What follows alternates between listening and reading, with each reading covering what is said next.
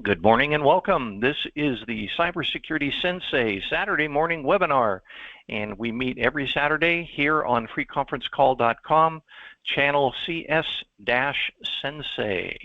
Hopefully everybody can spell sensei. I had to look it up the first few times.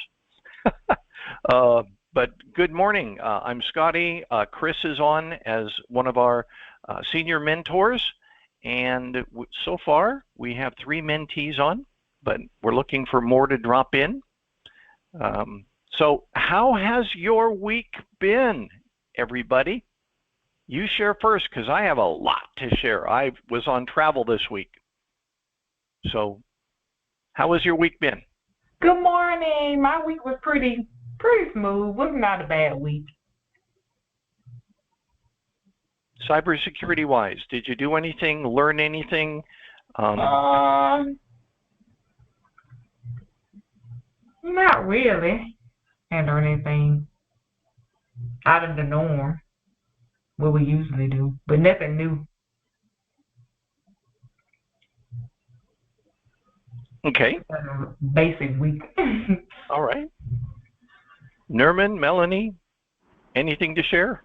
Yeah, for me it was busy, like always, busy. I had 2 job interviews this week, one on Tuesday, one yesterday morning. So, as usual, studying and kind of preparing for those interviews. So yeah, that's all. Well, obviously, we're all dying to hear how the interviews went. Do you want to? Well, yeah, I can share a little bit about that. So, basically, yeah, both of those interviews went well. I was able to. So yesterday, I was able to answer all questions, and was so happy about that. And I even kind of provided detailed answer for all those questions, and interview took 20 minutes extra. So I think and I'm pretty sure that I kind of answered those questions, provided the correct answers. So, and I was really happy about that. So I kind of was thinking I see some improvement in my knowledge. So yeah. And now just waiting for the next step. Yeah, I just also noticed that, depends of the job position, depends of the company. And so for this one, so that was the first interview. So now they're going to give me some assessments, one for networking and one software hardware to do that. And they said if I get if the results of those tests kind of okay, then they will schedule the next interview with hiring manager. Mm-hmm. And I was a little bit surprised. That's fine. For me, I really don't mind whatever they say that I need to do. I will do it. But I didn't expect those assessments. I don't know, this first time that I'm seeing something like that. But yeah, again, I understand that's the way how they do. So they just want you to kind of, I guess, to check your knowledge before the final interview with hiring managers. So, and yeah, and this interview they recorded in order to, so that the hiring manager can go over the interview and see probably how did I answer those questions, and yeah. Very good. So were there questions that you knew that you prepared properly for? Yes, yeah, definitely. So that's why I was so happy. So because the whole week again I was going over many things like Active Directory, server manager, even practicing on my network and learning some basic commands in on Windows, like PowerShell. I mean, they sometimes they ask you something really simple, sometimes something really kind of difficult, but to be honest, I'm more afraid of those simple questions, like, because we usually don't think like about those simple questions, like, oh, that's simple. Even if I don't know, I can just Google it. But when they ask you, and if you don't know, like, you it's not good. You kind of, you're losing points, and you might not get job, and also at least I become a little bit shy when I cannot answer something simple like, hey, I don't know, how do you check connectivity between two computers on the same network? Both computers are on. How do you do that using command line? Was the command? I mean, and so you have to be. So what is the command? I use ping and the name of device, or you can use IP address. Yeah, they have those questions like, how do you, I don't know, like, there is a problem with, I don't know, like Microsoft Office or Outlook application. So how do you, using, like, how do you, like, put, like, Outlook email, like, in safe mode? They have those questions, and they ask you how you do that. They want to know, like, so, and all of those things you can find on YouTube. So that's why I do, again, go to YouTube and watch. I mean, this week I watched like 2 YouTube videos, like over like couple hours each one.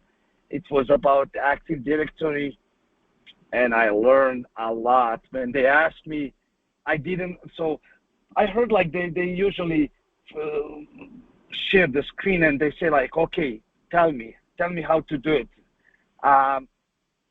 So this time they didn't, but they asked me, and because I watched those videos like couple times, I was able to tell them everything, like, without like looking at anything, like, just like, they asked me how do you like install like Active Directory on server manager, how do you configure, and then they ask a couple questions, how you create user account, how you reset users passwords, how you add a user to specific group, how you create a group, those questions. And yeah, I was able to answer those questions, so it was good, and I learned a lot, actually. So I'm happy. I'm really positive, and I have feeling like I'm getting there, like. Very good. Getting the hang of this interview thing. Yeah. All right. Very good. And the more you do it, the less nervous you are, right? Oh yeah. Yeah. I'm for sure. I'm kind of becoming really comfortable with those interviews, like, so. So yeah, that's good. Very good.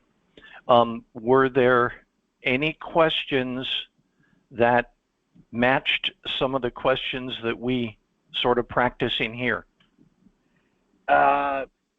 Oh yeah, I mean, like, why should we hire you? Exactly. That was yesterday. Yeah, this actually, I mean, I didn't have so many interviews, to be honest, but this is yesterday was that I had that question, actually, and that was the first time. Yeah, they asked me what's your strength, and they asked me what do you know about our company, and yeah, they asked me about that. Like, so, give us some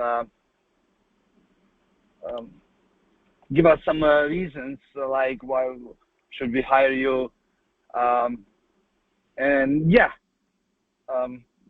it's not easy to answer that questions, like, because kind of you don't want to say something, hey, I'm the best, I'm the smartest one, so you have to kind of like give some answer that you say something good about yourself, give them some good reason, but not like saying like, hey, I know everything. So, Right. But yeah, I had that question yesterday, and I just give them the like really simple answer, like, and the true answer, like.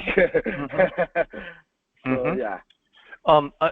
That's great, Nerman. Thank you for sharing. Yeah. For some of the other folks that may be thinking about this, or for your next interview, here's a possible approach that you might think about.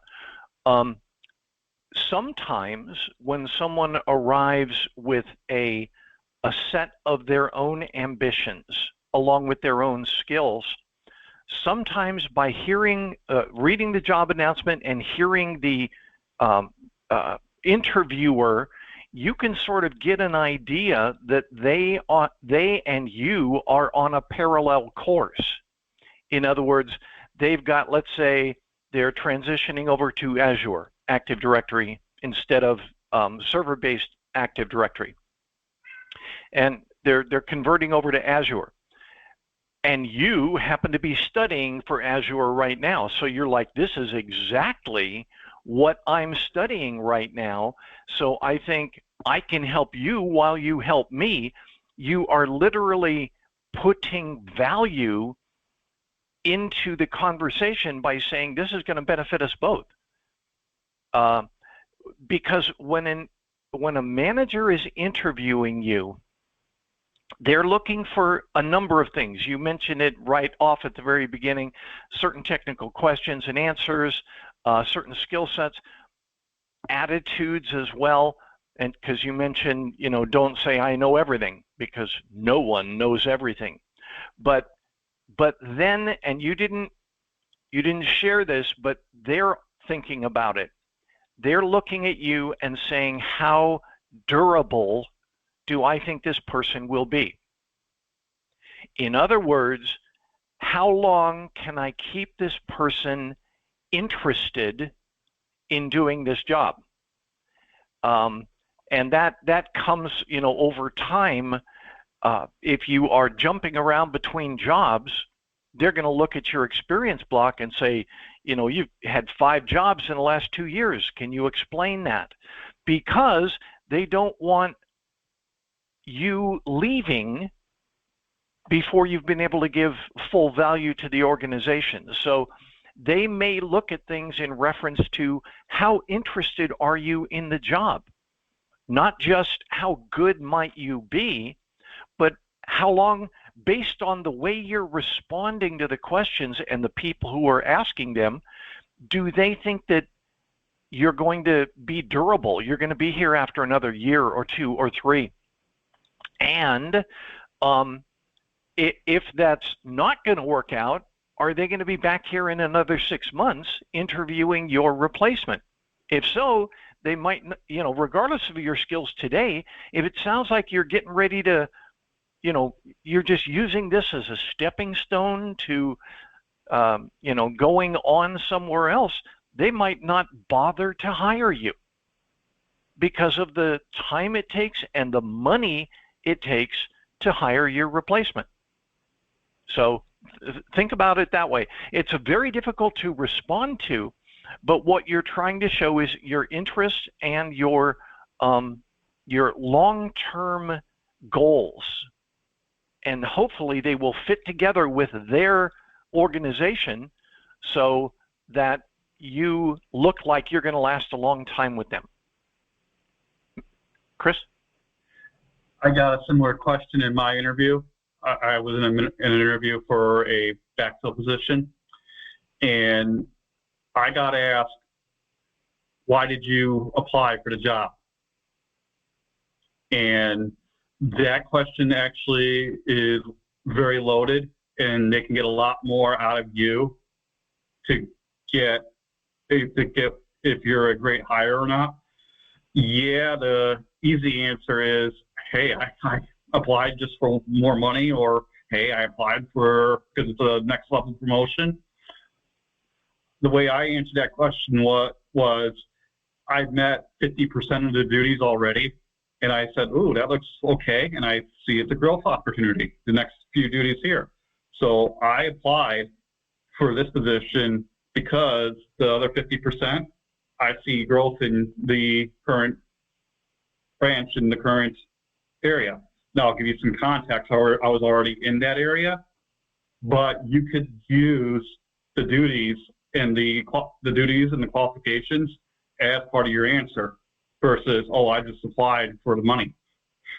And I just applied because that's the way I'm going to get a promotion. But it's quite a similar question. Right. How do I say this? Your depth or lack thereof could come out in an interview if the individuals are asking skilled questions. Most people don't think about this, but an empty position in your organization is a risk. It is also something that could cause other people in the organization to feel like they have to work harder because you're not fully staffed. So there's a risk of other people getting burned out when your position, the position you're interviewing for, is not filled. The longer it goes unfilled, the harder it's going to be for everyone else to work because they have to cover. It's not like, I'll just say if you're, I just had solar installed in my house, so there were people that were out there doing electrical stuff. Well, what happens if there aren't enough people doing the electrical stuff? You've got some vacancies. It's not like the work stops. It sort of piles up, and you've got to use resources that you have to be able to continue the work of your organization. So and this is something that a lot of people don't think about. You approach your interview as a, pretty please hire me. Well, because you think that they hold all the cards, and they don't. It is a two-way conversation, and I will tell you, I have been interviewed for and have been offered positions that I turned down. In other words, I went through all the interview process, and I learned more about the position as I was getting there, or my life changed or whatever, and they said, yeah, we'd like to hire you. And I'm like, well, thank you, but at this time, it's not going to work out for me. So, maybe in the future, I'll keep an eye on the vacancies and stuff, but, thank you for your time, but I don't think I'm going to accept it for whatever the reason. They will ask you, why aren't you accepting it? Because HR wants to know why they weren't successful in recruiting you. But just for to help you feel a little more comfortable during your interview process, organizations that have empty positions can't wait long periods of time, usually can't wait long periods of time to interview 1,000 people and find the perfect person. Sometimes they say, I got to get back to work too, so of these people that we've interviewed so far, I picked this one. And away you go. You may not be the perfect person for the position, but you still get selected because they had the review cycle, the interview cycle, and you were the best among the candidates. Hire, let's go. Chris. And this is why that you should have your list of duties, try to match the list of the duties that they're asking for. Also, it helps you and put that in the mindset if you don't get the job. I'll give the really quick example. Another position I interviewed for, same organization but different side of the branch. I sat there and listed the duties, and I said, "Hey, I feel I'm a great match here." They ended up getting a bunch of people from outside of our organization who had much more fit in duties. where my mindset was, yeah, great. I would have been a great guy. But if you guys are finding 10 other people that's going to fit the 100% to 50% area that are above me, great for the organization. Yay, wonderful, gold team. That doesn't say that you still try to sell yourself, you still try to do it, but you get out of that depressive mindset, oh, they didn't pick me. You go back to say, oh, they picked somebody that was good, that's a good team. That's going to be a good teammate for here. But this is great for if you're already in a position. If you're not in a position and you're unemployed and you're desperate trying to find that said position, you want to get into that mindset of, hey, those 10 other people, I need to beat the 9. Mm-hmm. And you need to continuously learn. You need to have your top 10 list of companies you want to work for. You need to just continuously, it's work is what I'm going to say. Mm-hmm. And it's not going to be easy, throw your resume in, pray to your lords that it's going to happen. You got to sit there and say, here's my top 10. Here's the skills I have that's on the bucket. Here's what those companies are looking for.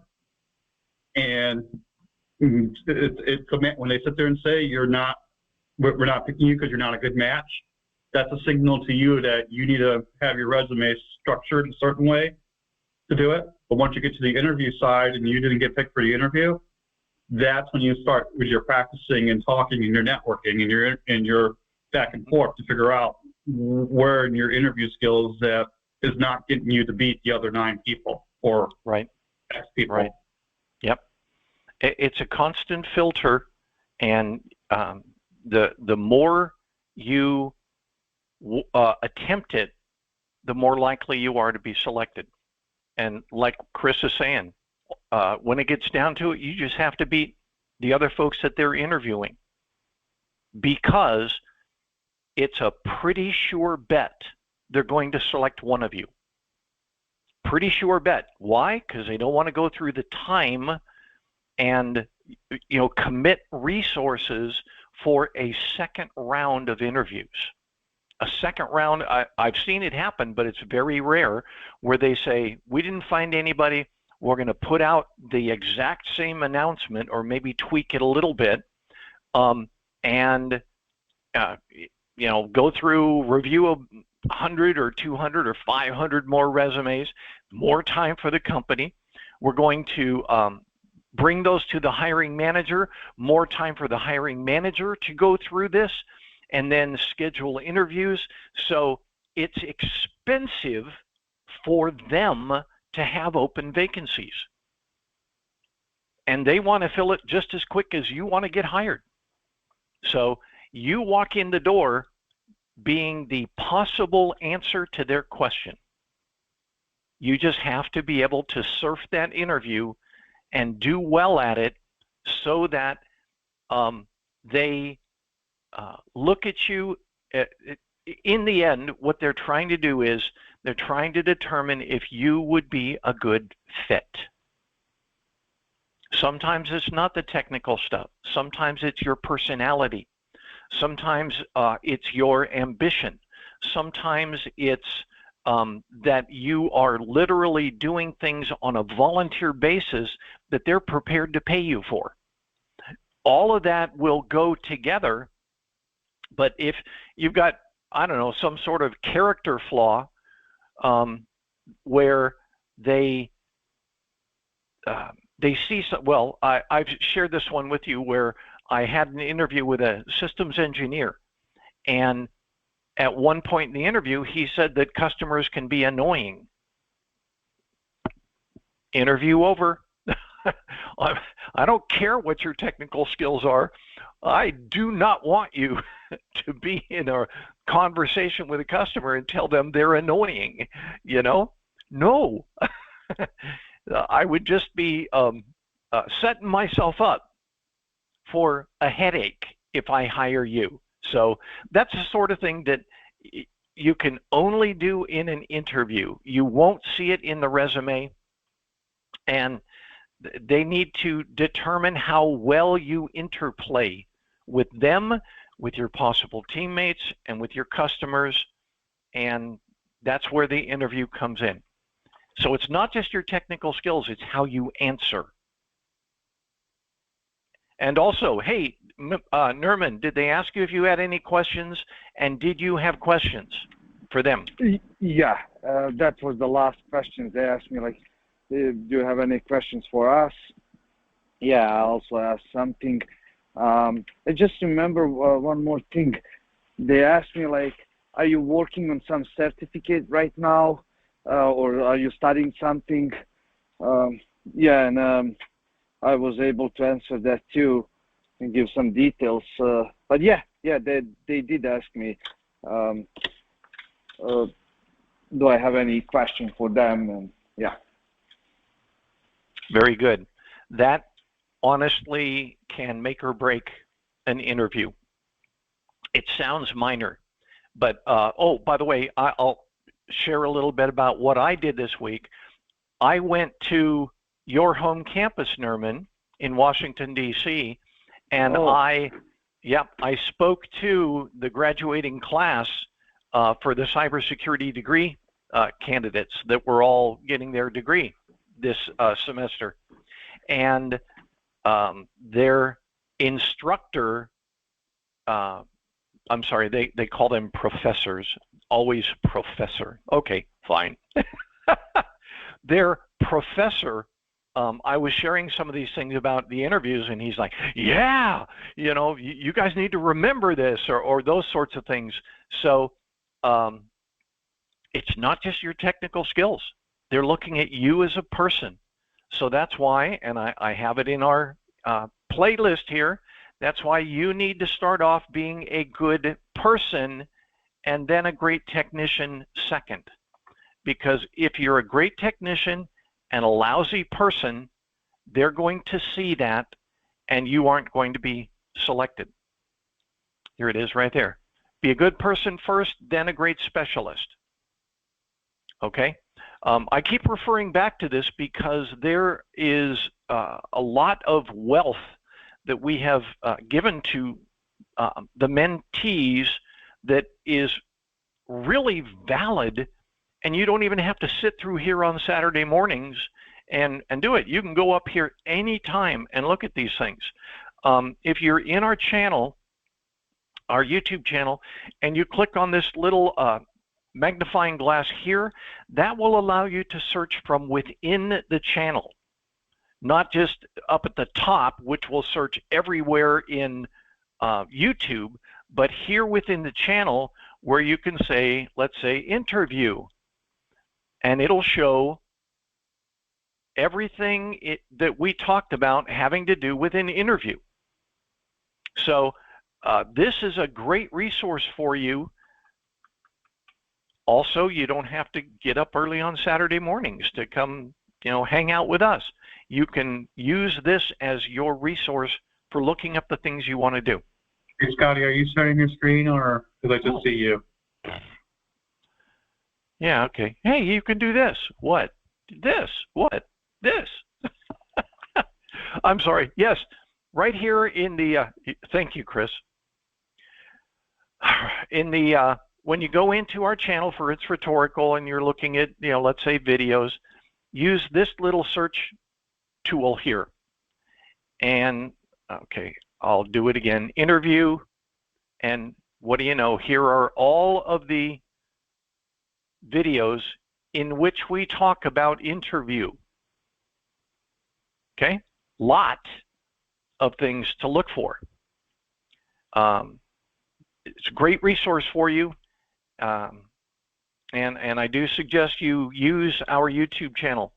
We have 3 years of answers up there, and good stuff to grab a hold of. So let's move on. Anyone else have anything to share? Anyone else? Melanie, have you shared? I haven't. So I did a little bit of studying for Security Plus. I watched some Professor Messer videos, and I finally, I've been working on my resume. That honestly is not, writing's not my strong point, but I finally got something that I feel like I'm ready to send both of you. So Where can I send that to you? Oh, you can just send it to our, are you a member of the email list? I don't think I am, actually. Okay. Go to, send an email, it can be blank, to CS-Sensei plus subscribe at groups.io. I'll put it in the chat, Scotty. What's that? I'll put it in the chat. Okay. In a moment. Okay. And when you do that, you will see our posts. Chris and I both post there, and you'll see our email addresses. But if you want to just send it straight, you know, like to me, my email address is itsrhetorical@gmail.com. That's how come our YouTube channel says it's rhetorical, because that's literally my email address up here. And that's how to get it to us. And everybody, you should feel very comfortable sending us your resume. You don't have to perfect it, but at least try and apply some of the things that we have suggested you do. All the same font pitch. Colorization probably not needed. Your bulletized listings within your experience block, each bullet should begin with a verb. Those sorts of things. Move anything related to cybersecurity. Thank you, Chris. Anything related to cybersecurity to the top of that experience block, even if it's not what you do the most. That's one thing a lot of people think of. They say in their minds, I did this the most, and then you get all the way down to the bottom, and oh, by the way, I'm a cybersecurity mentee. Don't make them search for your experience. Move it up higher in your experience block. Okay? And that's one that a lot of people forget about. Also remember that you don't have to show everything you did since high school. I share, you know, one of our early mentees got on and sent me a resume that it was a headache to read because it was like 9-pitch font, so it's a real tiny font, and I found out why later. This individual had made it 9-pitch font so they could fit the whole resume into 5 pages. And when I standardized it and made it 12-pitch font, it was now nearly 8 pages long. Remember, an interviewer is going to spend an average of 7.5 seconds on your resume. You've got to strike at the very top of your resume, at the very top of your experience blocks.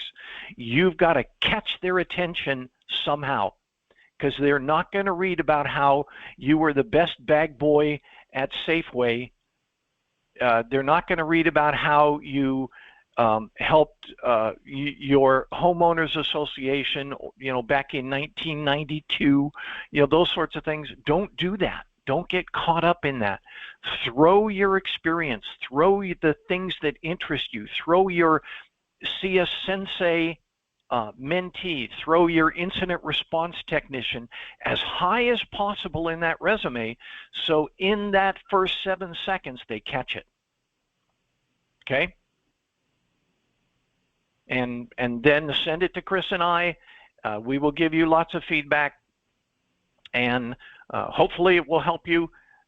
Nothing that Chris and I say is absolute. In other words, we may say, I suggest you do this, and you say, well, you know, honestly, I think I'm going to keep it this way. The choice is always yours. We're not demanding that you do it a certain way.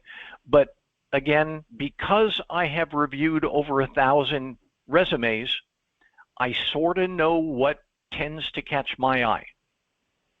Having hired a couple hundred people, I sort of know what I'm looking for.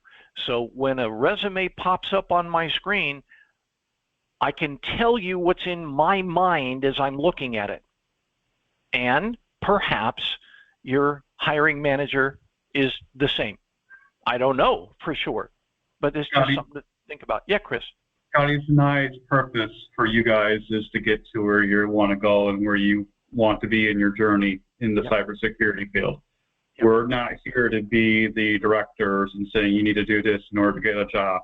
We're suggesting to you, we're guiding you to the final position or whatever goal you have in cybersecurity. That's we don't want it to be the Chris and Scotty show or the Chris and Scotty dictatorship. We want it to be we're the guides, we're the senseis, where hey, this is where you need to go. Oh, by the way, you need to go here. Here's what we suggest that you do. That's what we want to get here. That's our purpose and our mission. Yep, so there's no right and wrong. I guess that's a way to say it. You know, here's one that I put up there that we did 2 months ago about what a mentor is and is not. Again, I want you to be successful, whatever that is. I'll give you an idea. One person that I used to work with a number of years ago, highly intelligent coder, but she has shifted her focus now, and she's a work from home person. So now her MBA is being used to help people who are starting home-based businesses. Why? Because she did it. For example, she was a coder. Now she's helping people start home-based businesses. Over time, your interests may change. We just want you to be successful. You may get hired at something and say, you know, this isn't really what I thought it would be. You'll get that a lot. You will. But the question is, does it fit into my future plans? Yes or no? And that's a question only you can answer. We can't answer that for you. Okay, make sense? Hi, Gulra. Yeah, hi, Gulru. Morning. Good morning, everyone. We saw you come in. Yes, I've been out of country for 2 months, so I just returned and I joined the CS-Sensei seminar. Okay, all right. I was hoping you hadn't, disappeared. No, I'm here. Okay, good. And I forgot if Marcus said anything, if I was this week or not. I think he did say something, but I don't remember if he did or not. But hi, Marcus. Hello, everyone. Yep. Good to have you all. And if you get, again, like I was saying at the very beginning, if you get value out of this, please bring somebody with you. Share about this. This is not, this will become even more exciting and dynamic when we have more people in here. And at some point, I'm going to share with you what I believe is going to be happening at some point. Somebody's going to walk in and is going to hit the ball out of the park when it comes. Oh, sorry about that, my cat. Going to hit the ball out of the park. They're going to, do the homework. They're going to do the incident response analyst stuff. They're going to want to help with slides. They're going to write technical articles. They're going to know how to do white papers. And they are literally going to move this entire mentorship to the next level, because there's going to be a mentee that just goes nuts with this program. And that's wonderful. In every case, follow examples. Where you see somebody who's doing something and doing well, consider doing that as well. Nerman, how many resumes have you submitted? How many? How many? Well, I mean, I have over 10 different resumes, but I applied, as I said last time, it's already 1 month, and I think I submitted like right now I think it's 130, 140 applications. Okay. In 1 month, you submitted 130 applications and you have 10 different resumes. Yeah. Those are probably. Yeah. So those are some of the things that we have suggested all along. Nerman caught on and decided that he was going to follow that. And, you know, the goal is for him to get a career, and we've just given him, I think, some of the tools that will help him get there. Okay? So thank you, Nerman. One thing I did want to share before we run out of time, when we had our in Facebook, and I'm going to share the screen so you all can see it. Hopefully you had an opportunity to see it. But when I was on my trip, I flew from my house to Washington, D.C. this week, and I was in D.C. for training. And I also addressed the graduating class at the University of the Potomac who are getting their cybersecurity degrees. I was invited to speak to them. But when I was getting on the plane, I saw this, and sitting on the plane, took a photo of it and sent it to everybody and said, what if your CEO sends you this? And what I was trying to point out is that not only do you have to know things, but you also have to know where to look for things. And so I was using this as a challenge to say, is this safe? And, you know, you saw, I think Melanie and Bill were the two that responded. But where I was trying to go with this is, you need to research this. You can't just give an off-the-cuff, you know, you're walking down the hall and your CEO passes you in the hallway and says, hey, are these safe? And you go, no, and you keep on walking. Sometimes that is not the right answer. You have to provide value, not just responses. And so when I looked at this, I was pretty certain it was safe, but I sent it out to everybody and said, you tell me, if your CEO asks you, is this safe? What do you tell them? So what I did was I went out and I said, Empower USB airplane. And sure enough, came right out and it says it's a system that is by a company called Astronics, and it is only power. Only power. It like fits at the end of the seats and that sort of thing, end of the row of seats, and powers all of the things within that row, but there is no signal. It's just power. So in that case, it's like a power brick that you plug into the wall. Is a power brick safe? Most likely. Also, you will learn over time not to answer yes, no. There's always nuances. Well, like Chris, you said it pretty well. Most likely safe. Good answer. Rather than yes or no. Sometimes that is too extreme because there could be exceptions. So this was kind of a research exercise. I wanted you to look at it as, if I get asked this question, what's going to be my answer? And it can't be what I think. It has to be what I am confident giving you. And sometimes that takes a little time. So be careful about providing responses immediately. Go ahead. Sir, I researched this. I see that there's no vulnerabilities in the databases, in the MITRE databases, and the CVEs or the CISA databases, whatever pick your flavor of database. I've read the company's website. It's power only. There's no data going back and forth. Most likely it is safe. If you feel that it's not safe, sir, please give us the power cord. We'll switch to another power cord with you. We'll go check on the backside. You don't need to worry about it. Go ahead and plug in. Not worried. That's likely it's going to happen. But if you don't feel safe, sir, give us the power cord. We'll switch it up. Yep. That's what your boss is looking for. It may not be a yes/no answer. It may be a what is the confidence if I do this? Avoid the word sir.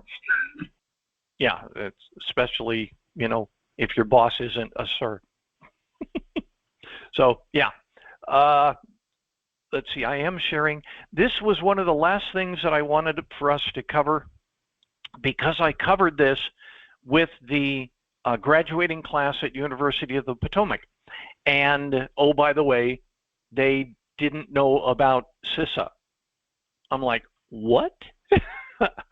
Go to CISA.gov, subscribe to their bulletins, because you get a lot of information. Now, I will tell you, 90% of the bulletins that I receive, I look at, I acknowledge, and I delete.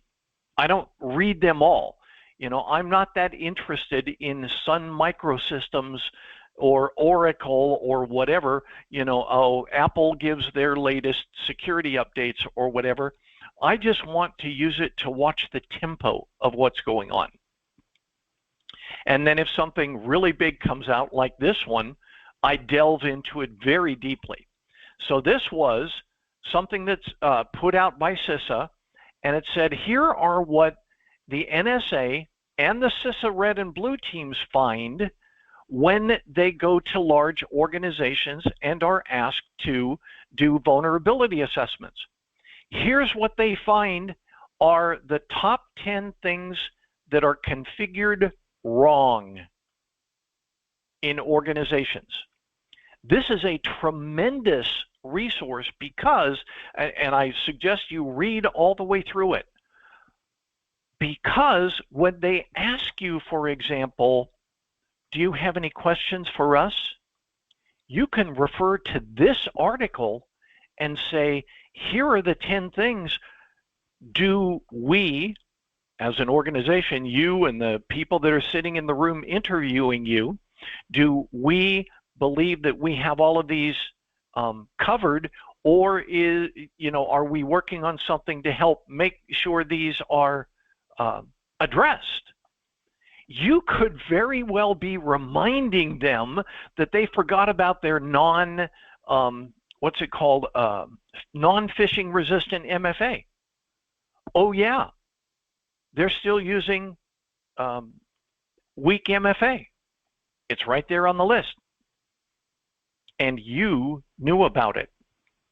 It's not to say, ha ha ha, you're not doing it. It's to say, I already know that this is a problem because the NSA and CISA say it is. So are any of these something that we should address? That's a extremely power-packed question, because it shows that you've researched it.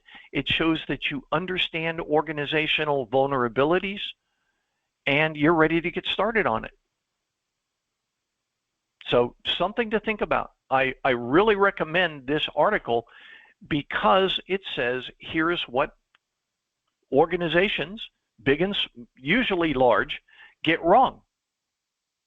They may get 9 of these 10 correct, but number 10 is the one that's going to get them. So you may not have to read them all, but you can say, you know, have you guys seen CISA's red and blue team response showing the most top 10 misconfigurations? You know, are we at risk of any of those? And, you know, is this something that we would like to address or something? That's pretty cool to show that you have that knowledge. So anyone else? Anyone else? Something to share this week?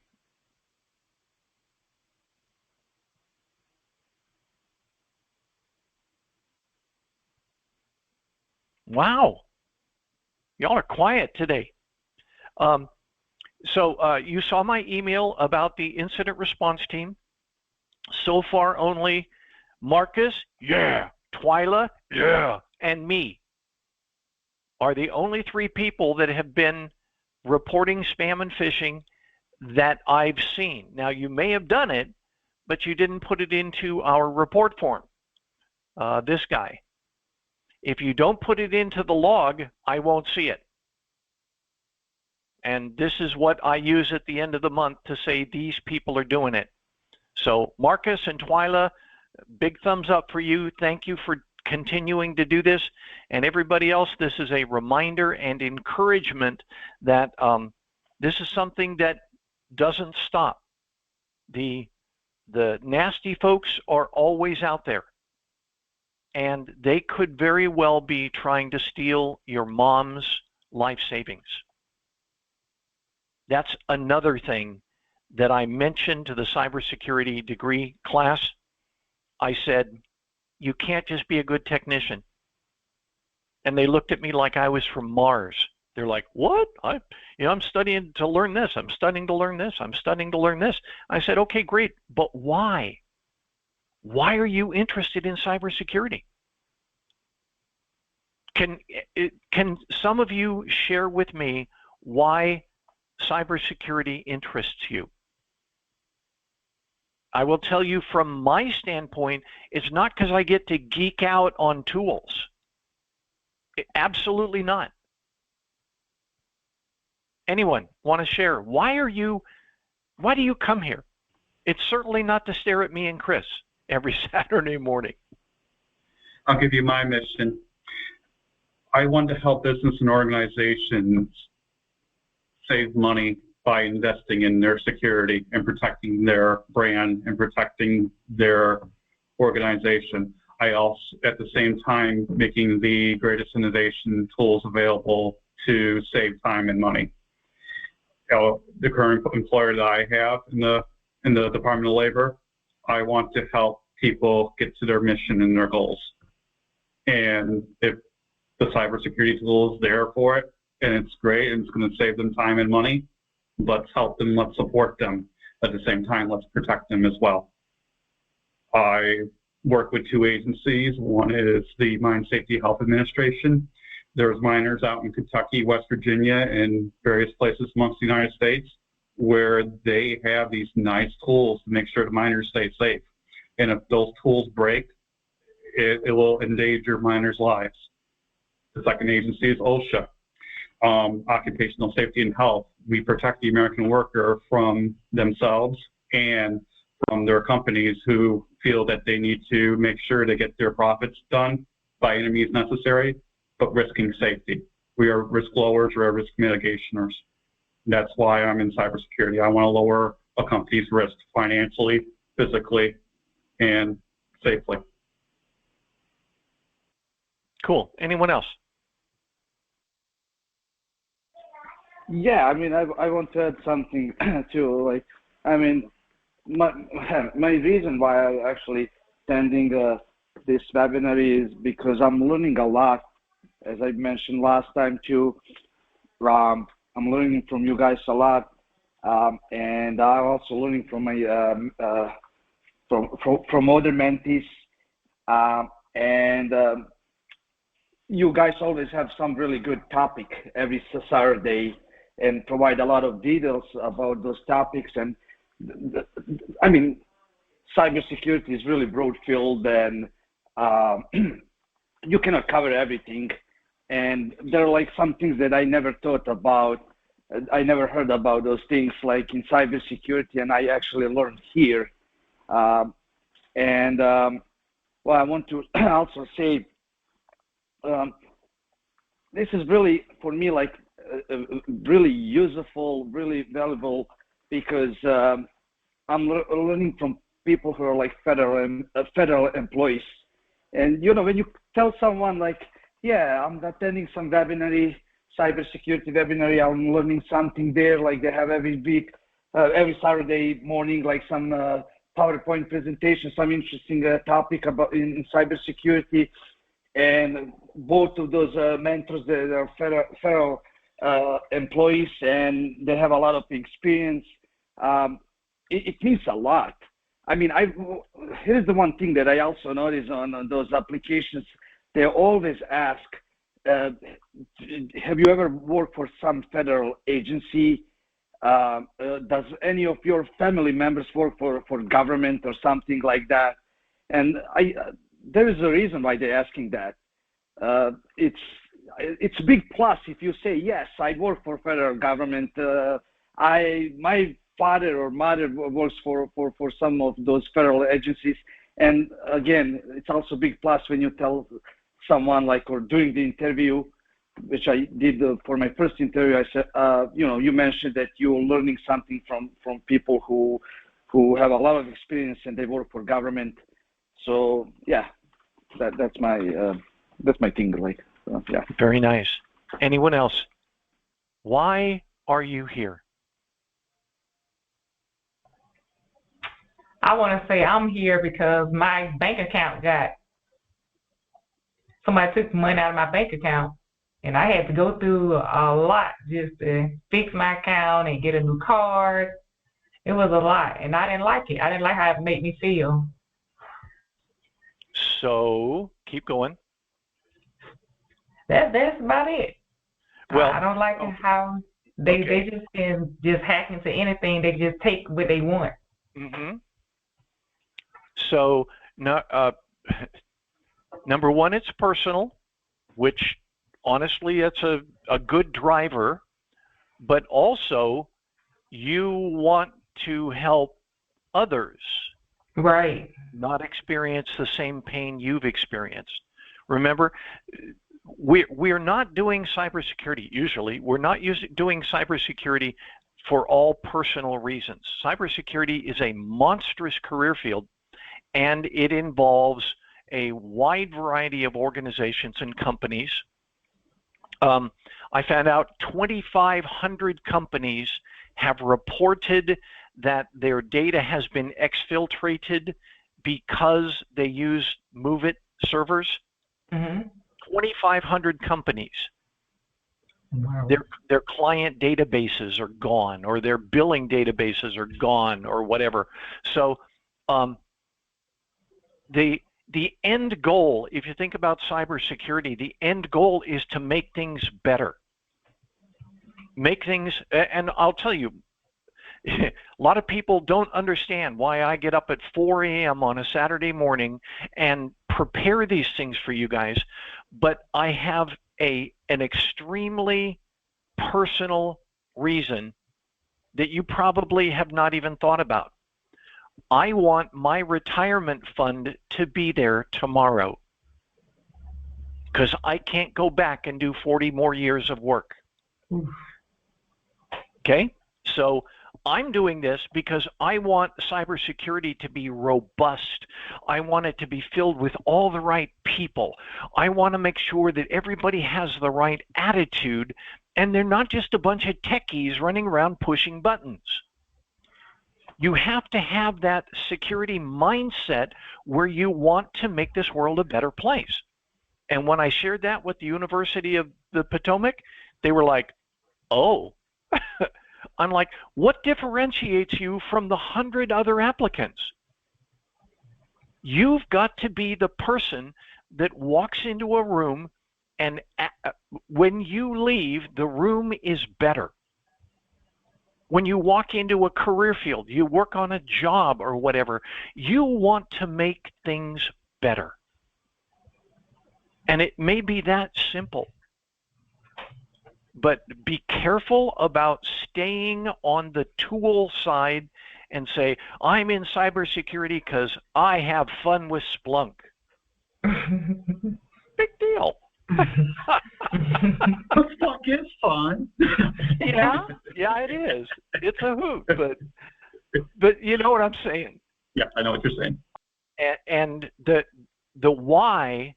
The reason why you're doing this, and I applaud all of you for coming back week after week after week, the reason you're doing this is what's going to drive you through those dry periods, through those periods where everyone around you is pulling their hair out and, throwing their coffee cups against the wall or whatever, while you are still focused on the reason why I'm doing this.